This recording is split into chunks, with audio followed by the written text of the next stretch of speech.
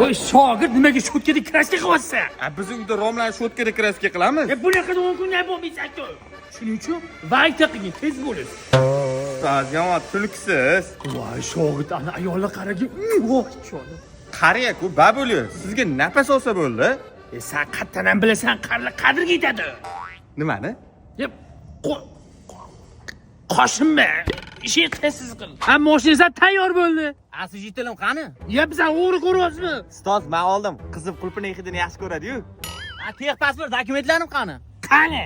O'zingiz hamma makulaturani yig'iga sotib kayf qilamiz dedingiz-ku, ketib qoldi-yu. Bolani ko'rmaysizmi? Hammangni 100 ming so'm qarz bor-ku, biz rozimiz, qilib olarsiz.